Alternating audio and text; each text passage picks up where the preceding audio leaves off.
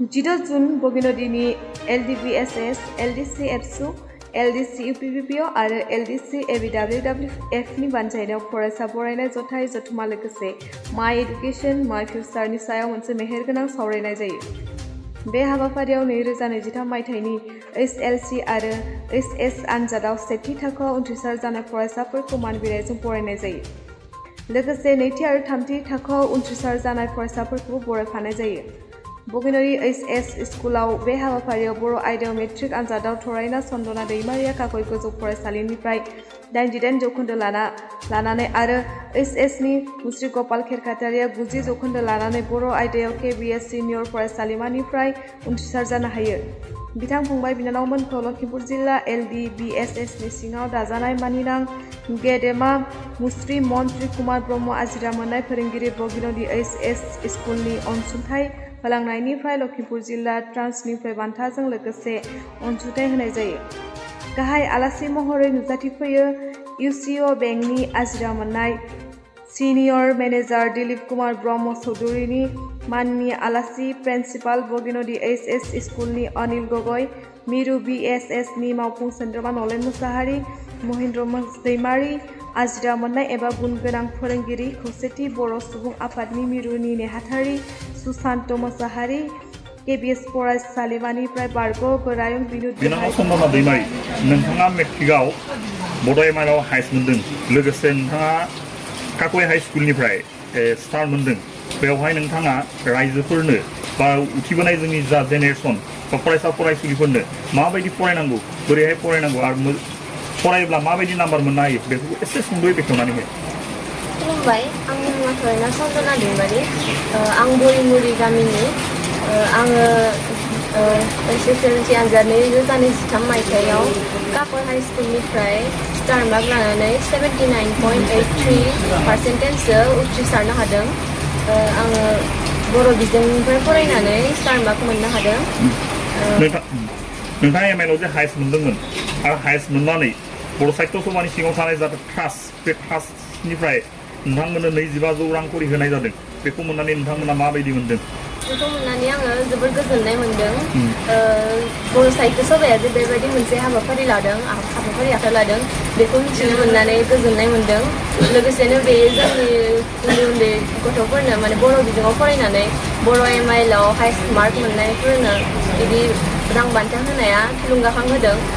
बर' बिजोङाव फरायनानै जे बिदि गेदेर मानसि जानो हायो आरो हाइस्ट मार्क मोननायाव रां बान्था होनाया माने मोनसे थुलुंगाथाव हाबाफारि आरो। फंबाय गपाल खेरखातारि, नोंथांखौ जोंनि नैबे सुबुंसिरि रादाबाव बरायनानै लाबाय। दा देग्लायनि HS आनजादाव नों सेथि मासि लानानै उथ्रिसारनो हादों। बेयाव नों मा रोखोमनि फरायनानै सेथि मासि उथ्रिसारनो हाखो आरो बबे कलेजनिफ्राय? खुलुमबाय, गिबियावनो सुबुंसिरि रादाबखौ आंनि गोसोनिफ्राय साबायखर जासिनाय जाबाय।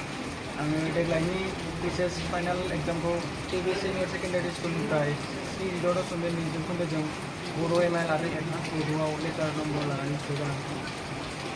दा फंबाया जिखिनि मोननै आयदायाव लेटार लानानै स्टार मार्क लानानै उथ्रिसारनो हादों, दा बेखिनि उथ्रिसारनो हानाया नोंनि गोसोनि लुबैनाय बायदि जादों कि जायाखै? आंनि गोसोनि लुबैनाय बायदि जायाखै। आङो नाजाबावदोंमोन, माने आङो एसे खम जानाय बायदि मोनदों आरो गावनि नाम्बारफोरखौ मोनबावनायनि चान्स दंमोन, माने एसे फरायनायाव एसे प्रब्लेम जानानै दा बेसेबां गोबाव फरायनानै नाजानायनि गेजेरजों नोङो बेखिनि उथ्रिसारनाया जाफुंखो? आंथ' गिबि फार्स्ट इयारनिफ्रायनो जागायनायखौ मोजाङैनो खालामदोंमोन।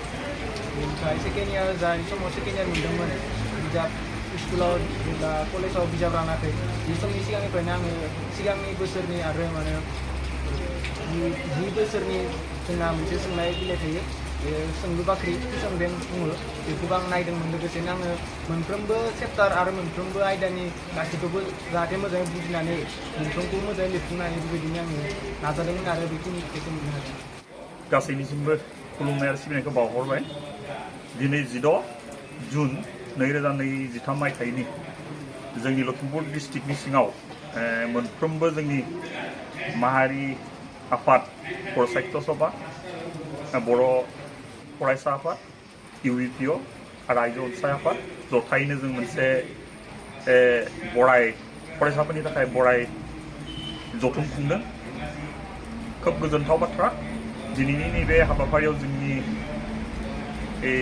गाहाय आलासि महरै मुस्रि दिलीप कुमार ब्रह्म स्वर्गियारि सारा गाहाय आलासि महरै नुजाफैदों बिथाङा जोंनि गेजेराव फरायसाफोरनि जा केरियार गाइड बे केरियार गाइडनि सायाव गोबां बिबुंथि लाखिलांबाय जानो हागौ बिथांनि बे बुंनाय केरियार गाइडनि जा बाथ्रा बुंलांदों बे बाथ्राफोरखौ जोंनि फरायसुला फरायसुलिजों लोगोसे बिथांमोनजों फैफानाय गार्जेनफोराबो हयथ' खोनासंनानै हयथ' गोजोननाय मोन्दों आरो इयुनाव गाव गावनि गथ'फोरखौ जे मोजां फारसेथिं लांनो हागोन आरो गथ' गथायफोराबो बा फरायसा फरायसुलिफोराबो जे मोजां लामाजों थांनो हागोन आरो मोनसे केरियार दिहुननो हागोन बेखौ मिजिंथिदों जोंनि जोंनि खुंनाय आफादनिफ्राय जों मिजिंथिदों जों आरो मोनसे गोजोनथाव रादाब फोरमायनो सानदों जे देग्लाय बोसोरनिफ्राय जोंनि लखिमपुर डिस्ट्रिक्ट बर' साहित्य सभानि सिङाव जोंहा मोनसे ट्रास्ट खुलिनानै दोनदोंमोन बे ट्रास्ट खुलिनायाव मन्त्रि कुमार ब्रह्म जोंनिनो बारग' फोरोंगिरि बगिनादि हाई सेकेन्डारि बिथाङा 1 लाख रां फरायसा फरायसुलिनि थाखाय मान बान्था होलांदोंमोन बे मान बान्थाखौ जोङो फिक्स डिप'जिट खालामनानै ट्रास्टनि मुं दानानै फिक्स डिप'जिट खालामनानै बिथांनि फिक्स डिप'जिटनिफ्राय जाबा इन्टारेस्ट मोनो बे इन्टारेस्टखौ जों बड' MIL-आव जायफ्रा हाइस्ट मोन्दों मेट्रिक आरो HS आनजादाव जायफ्रा हाइस्ट मोन्दों बे हाइस्ट मोननायफोरनो जों दिनै राननानै होदों बे हाइस्टखौ मोन्दों मेट्रिक आनजादाव हाइस्टखौ मोन्दों सराइमुरि बा काकय हाइ स्कुलनिफ्राय मुस्रि थरायना चन्दना मा नाम चन्दना दैमारि बिथांजोआ मोननो हादों आरो HS आनजादाव ब्रान्सपुर गामिनिनो मुस्रि गपाल केरकाटारिया MIL-आव हाइस्ट मोननो हादों थारैनो बे बान्थाखौ जों होनो मोननानै जों गोजोननाय मोन्दों आरो इयुनावबो जों बेफोर बान्थाखौ बोसोरै होलांबाय थागोन होननानै जोंनि ट्रास्ट बा मोनफ्रोमबो आफादनिफ्राय बेखौ फोसावखानाय जादों।